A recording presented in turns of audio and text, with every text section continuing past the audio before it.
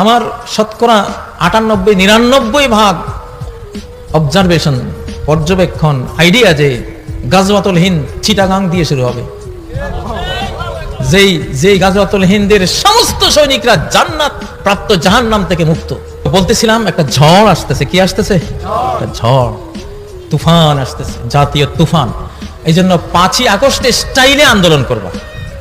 সব জায়গায় টুপি দেখাইও না, শুধু ওয়াজ মাহফিলে টুপি, আর বাকি সব জায়গায় টুপি দেখাইও না ভাই, বরং পাঞ্জাবিও দেখাইও না, শার্ট। আর দেখলে বোঝা যাবে আস্থা একটা বেনামাজি, কিন্তু ভিতরে ইমানে ভরা, এক ইমানদার বসা, পাক্কা মুসা আলাইহিস সালামের উম্মত, কিন্তু উপরে ফেরাউনের মন্ত্রী। দেখতে ফেরাউন, দেখতে কি ফেরাউন, ভিতরে মুসা। উপরে ফেরাউন, ভিতরে মুসা। আমাদের এখন এরকম দরকার। এটা কৌশল। এটা কি কৌশল?